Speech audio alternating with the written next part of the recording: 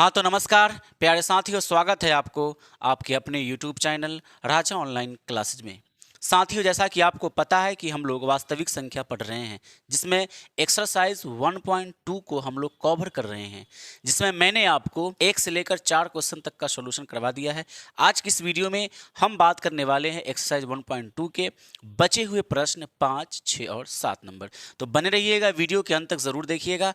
इस वीडियो को लाइक करके अपने सभी मित्रों के पास शेयर ज़रूर कर दीजिएगा, ताकि आप भी इसका फ़ायदा ले और आपके मित्र भी अच्छे से लाभ उठा पाएँ। तो चलिए हम इस वीडियो को करते हैं स्टार्ट। चैनल पर पहली बार आए हैं तो चैनल को सब्सक्राइब ज़रूर कर दीजिएगा। देखिए फटाफट से ध्यान दीजिएगा, मैंने लिखा एक्सरसाइज 1.2 का बचा हुआ प्रश्न जो भी है करेंगे। इसमें पहला नंबर क्वेश्चन है 5वां कि जांच कीजिए कि क्या किसी प्राकृत संख्या n के लिए संख्या 6 के पावर n अंक 0 पर समाप्त हो सकता है। ऐसे प्रश्न आपने बहुत सारे वीडियो में भी देखा होगा, बहुत सारे बच्चे ढूंढते हैं, अच्छे से समझने का प्रयास करते हैं। लेकिन मैं उम्मीद करता हूं कि आपको जब मैं यहाँ बताऊंगा ऐसे प्रश्न को सॉल्यूशन करने के लिए, तो यही नहीं बल्कि इस तरह का कोई भी प्रश्न होगा तो आप उसको बिना लिखे ही जवाब दे सकते हैं और अच्छे तरीके से दे सकते हैं, ताकि अगला इंसान भी आपसे पूरा संतुष्ट रहेगा। प्रश्न क्या है समझिएगा। जांच कीजिए कि क्या किसी प्राकृत संख्या n, आपको पता है प्राकृत संख्या? यस सर मुझे पता है, नंबर सिस्टम में मैंने पढ़ा था। तो प्राकृत संख्या के बारे में मैंने आपको बताया था। प्राकृत संख्या किसको बोलते हैं? तो गिनती की संख्या को प्राकृत संख्या कहा जाता है। जैसे 1, 2, 3, 4 इस तरीके से ये अनंत तक जाता है। प्राकृत संख्या अनंत तक जाता है। सबसे छोटी प्राकृत संख्या 1 होती है और अनंत इसका कोई पता नहीं है। प्राकृत संख्या को आप n लिखते हैं, इसलिए आप कहते हैं n बराबर 1, 2, 3, 4 और ये डॉट डॉट आगे तक ही जाता है, इनफाइनाइट तक जाता है। प्रश्न यहाँ पर क्या बोला गया है कि जांच करना है, यानी मुझे ये टेस्ट करना है, ये साबित करना, ये दिखाना है कि किसी प्राकृत संख्या मतलब 1, 2, 3, 4 या फिर अनंत तक कोई भी प्राकृत संख्या n के लिए, ये n का मान है, संख्या 6 के पावर n 6 के पावर n 6 का घात n अंक 0 पर समाप्त हो सकता है। मतलब आपको समझ में आया? नहीं आया तो ऐसे समझिए कि जैसे n का मान क्या है, तो 1 है, 2 है, 3, क्योंकि ये प्राकृत संख्या है। तो अगर आप n के जगह पर 1 रखते हैं या 2 रखते हैं या 3 रखते हैं या 4 रखते हैं या 5 रखते हैं, इस तरीके से अनंत तक अगर आप जाते हैं n के अलग अलग मान को रखते हुए, अगर आप अनंत तक जाते हैं, n क्यों? क्योंकि n प्राकृत संख्या है। तो अगर आप ऐसा करते हैं तो क्या अंक 0 पर ये समाप्त हो सकता है? कहने का मतलब 6 का घात 1 मतलब 6 होता है, 6 का घात 2 मतलब 6 को 2 बार मल्टीप्लाई किए 6 आए, कितना होता है? 36 होता है। 6 के घात 3 है, 6 का घात 3 का क्या मतलब हुआ? तो 6 का घात 3 यानी 6 1 36, 36 गुने 3 आप करेंगे तो 36 गुने 3 यानी 6 1 36 का 6 हासिल 3, 6 3 18, 3 21 216 होगा। तो 216 आप यहाँ पर लिख देते हैं। यानी कि अगर आप ऐसे ही बढ़ते चले गए तो क्या कभी ऐसा संभव है कि अंत में 0 आए? यानी यहाँ 6 आया है तो इसके अंत में 0 आ सकता है, यहाँ पर 0 आ सकता है, या फिर 6 के घात 4 को अगर आप तोड़ेंगे, यानी इसमें 6 से मल्टीप्लाई करें, 6 1 36 के 6 हासिल 3, 6 एकम 6 3 9 और ये 6 दूना 12, 1296 आया। 1296 आया। तो 1296 के अंत में भी क्या आ रहा है? तो 6 आ रहा है। यानी कि अगर हम 6 के पावर 5 को फिर तोड़ें तो क्या इस तरह से अगर हम अनंत तक जाएं, अनंत तक अगर हम जाएं तो क्या कभी ऐसा आ सकता है कि इसके अंत में 0 हो? सर ये तो बड़ा मुश्किल वाला काम हो जाएगा। कब तक चेक करेंगे हम? सर ये तो अनंत होती है ना प्राकृत संख्या। पावर को अगर हम रखते चले गए 6, 7, 8, 5000, 10,000, 20,000, तो सर इसको तोड़ना कितना ज़्यादा कॉम्प्लिकेटिव हो सकता है, बहुत ज़्यादा कॉम्प्लिकेटिव हो सकता है।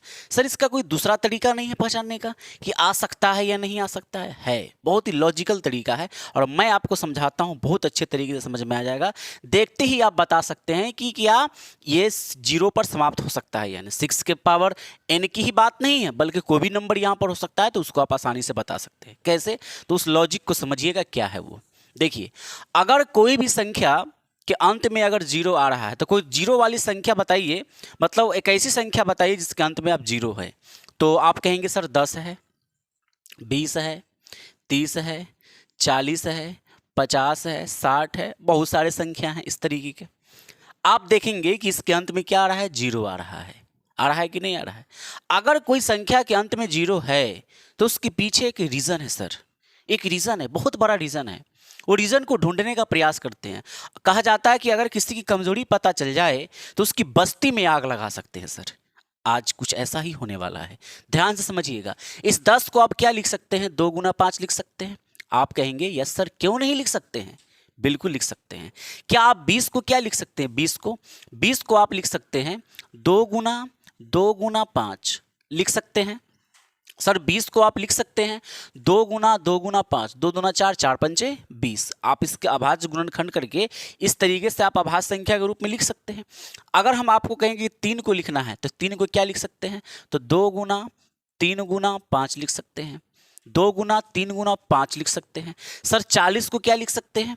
अच्छे से समझिएगा, 2 गुना 5 लिख सकते हैं। 2 दूना 4, 4 दूना 8, 8 पंचे 40 लिख सकते हैं। इस तरीके से आप लिख सकते हैं।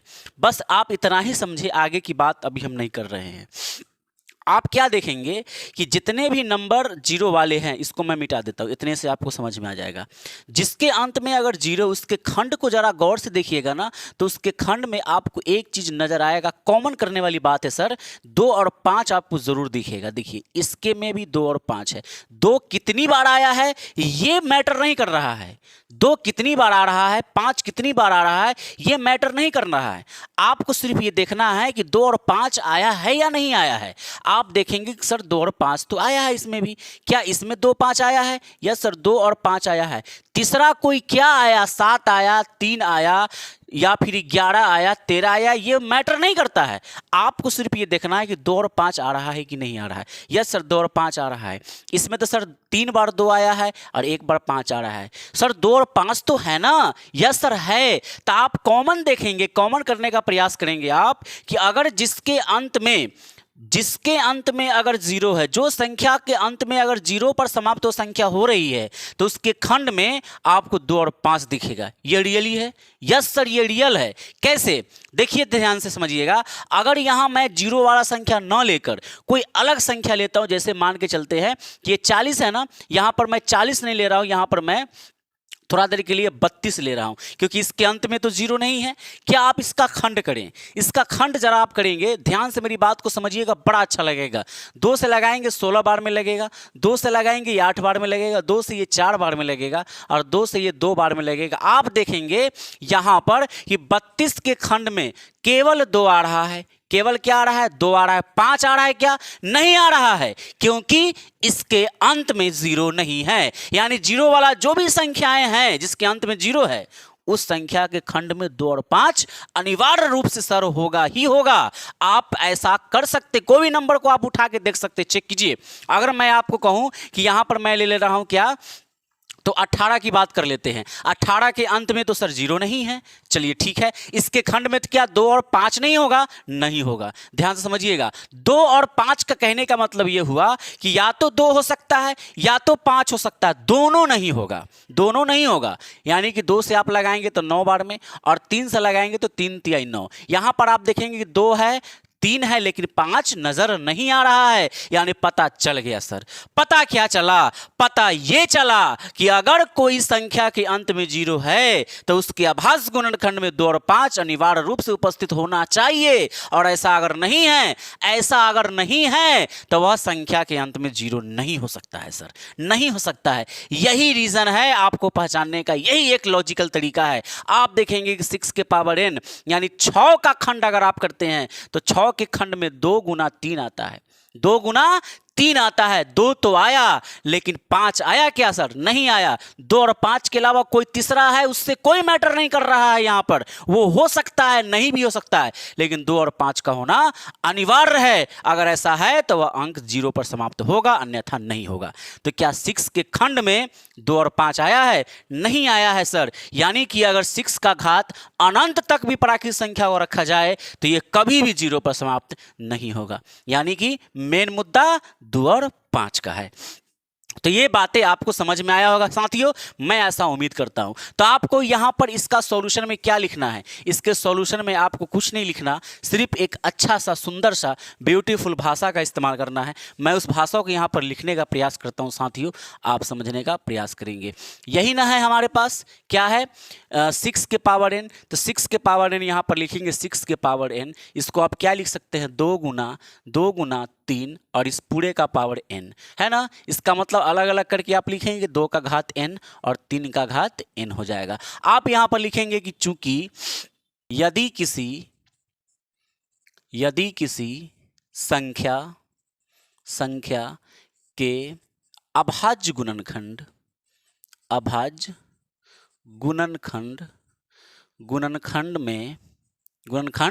में 2 और 5 अनिवार्य रूप से उपस्थित हैं, तो वे संख्या के अंत में है ना 0 आ सकता है, अन्यथा नहीं आ सकता है। ये बात आपको समझ में आया। 2 और 5 अगर है अनिवार्य रूप से तो उसके अंत में 0 आ सकता है, अन्यथा नहीं आ सकता है। यहां पर आपने क्या देखा, 6 के पावर n बराबर आपने लिखा 2 गुना 3 और पूरे का पावर n में 2 तो है लेकिन 5 है क्या, नहीं है। में 5 उपस्थित नहीं है, आप लिखेंगे 5 उपस्थित नहीं है। अतः किसी भी n के किसी भी मान के लिए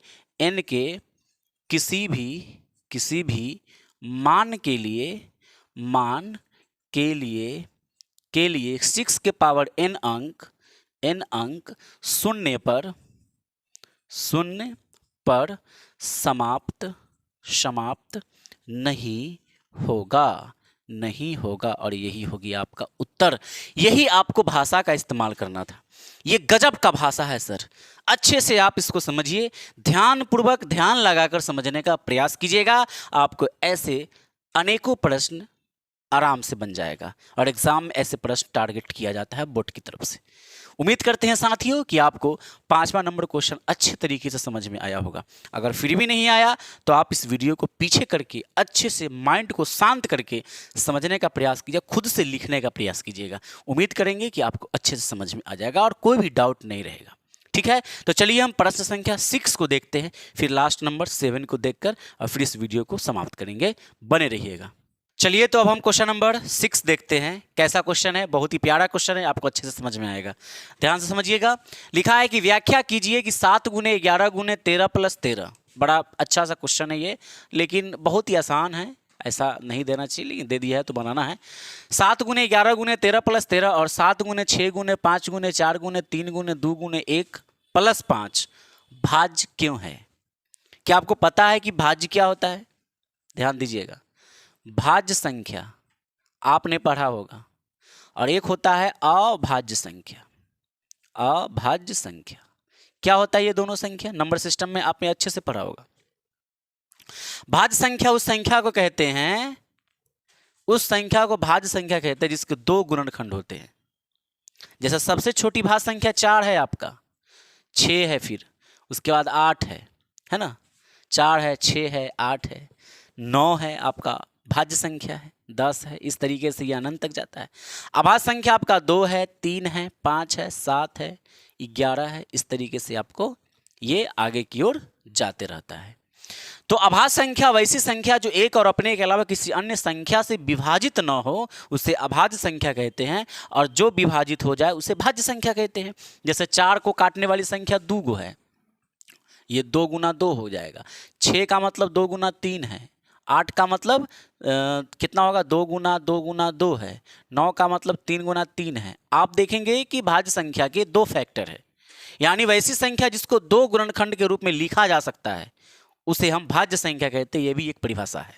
ठीक ठीक है, और अभाज्य संख्या को नहीं लिख सकते हैं दो गुणनखंड के रूप में, ठीक है ना। तो यहां पर आपसे पूछ लिया गया है कि क्या ये भाज्य संख्या है, और अगर है तो क्यों है। ध्यान दीजिएगा, ये पहला नंबर हम इसको ए पॉइंट लिख के बनाते हैं। 7 गुना 11 गुना 13 प्लस का 13। आप यहां पर क्या करेंगे, यहां से यहां आपका एक नंबर है और इधर एक है, तो इन दोनों में 13 कॉमन कर सकते हैं, कर सकते हैं सर। तो यहाँ क्या बचेगा, 7 गुने 11, और यहाँ पे प्लस में क्या बचेगा, तो 1 बचेगा। इसको हम एक ही ब्रैकेट में रख देते हैं, ठीक है। ध्यान दीजिएगा, 13 गुना यहाँ पर हट जाएगा, तो 11 सत्ते 77, और 77 में 1 जोड़ेंगे तो ये हो जाएगा 78। तो आप क्या देखेंगे कि इसको जो है ये दो खंड यानी दो गुणनखंड के रूप में इसको लिखा जा सकता है। और अगर लिखा जा सकता है, अगर हमने लिखा है तो ये भाज्य संख्या हुआ, अभाज्य थोड़ी ना होगा। ऐसे भी आप देखेंगे कि तो 78 है, 13 छके 78 होता है, इसको भी लिख सकते हैं। तो आप यहीं पर डायरेक्ट लिख सकते हैं कि अतः यह क्या है, तो भाज्य संख्या है, भाज्य संख्या है, ठीक है। आगे बढ़िए। उसके बाद दूसरा है बी नंबर पॉइंट का, बी वाला हम कर लेते हैं।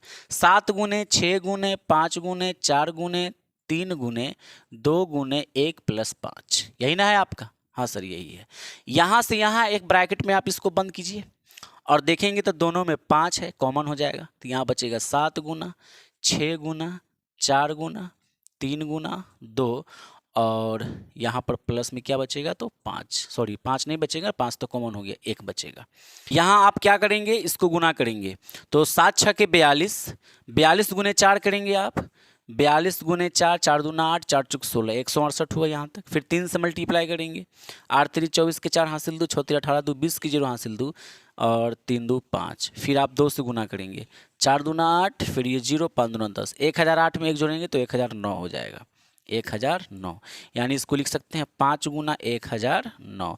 तो क्या आपने ये भी देखा कि इसको भी दो गुणनखंड के रूप में लिख सकते हैं और इसको भी दो गुणनखंड के रूप में लिख सकते हैं। अतः ये क्या है आपके पास, तो भाज्य संख्या है। ये क्या है, तो ये भाज्य संख्या है। यही आपको दिखाना था, यही प्रूव करना था।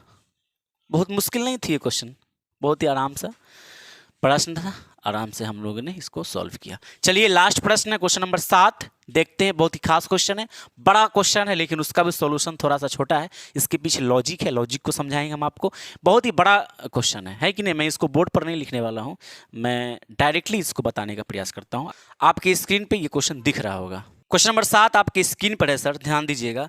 किसी खेल के मैदान के चारों ओर एक वृत्ताकार पथ है। वृत्ताकार पथ मतलब इस तरीके का खेल का मैदान होगा, गोल वाला है ना, वृत्त के आकार का है, वृत्ताकार पथ है। इस मैदान का एक चक्कर लगाने में सोनिया को 18 मिनट लगते हैं, जबकि इसी मैदान का एक चक्कर लगाने में रवि को 12 मिनट लगते हैं। 2 लोग हैं यहाँ पर, एक तो सोनिया है, एक सोनिया है हमारे पास, सानिया नहीं सोनिया, और दूसरा हमारे पास कौन है, तो रवि है, रवि जी। सोनिया को कितना मिनट लगता है, तो सोनिया को जो है चक्कर लगाने में 18 मिनट लगता है, जबकि इसी मैदान का एक चक्कर लगाने में रवि को 12 मिनट। सोनिया को 18 मिनट लगा और रवि को 12 मिनट चक्कर लगाने में, इसी पथ को चक्कर लगाने में लगा। मान के चलिए कि सोनिया यहाँ से स्टार्ट किया और यूं घूम रही है, तो इसको यहाँ तक पहुँचने में 18 मिनट लगा, और रवि को यहाँ से यहाँ तक पहुँचने में 12 मिनट लगा, ठीक है ना। इसी मैदान का एक चक्कर लगाने में रवि को 12 मिनट लगते हैं। मान लीजिए कि वे दोनों एक ही स्थान और एक ही समय पर चलना प्रारंभ करके एक ही दिशा में चलते हैं। कितने समय के बाद वे पुनः प्रारंभिक स्थान पर मिलेंगे।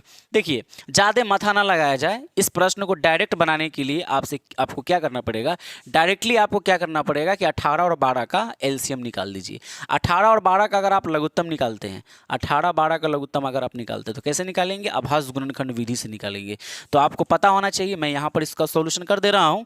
ये तो हो गया 6 नंबर, ये 7 नंबर है। देखिए 18 का अगर हम खंड करते हैं, 18 का खंड में क्या आएगा, तो 2 आएगा, 3 आएगा, है ना, उसके बाद 3 आएगा, 3 दूना 6, 6 3 18। उसके बाद 12 का खंड करेंगे तो क्या आएगा, 2 गुना 3 आएगा। यही तो आता है खंड, यही ना आएगा सर, यस सर।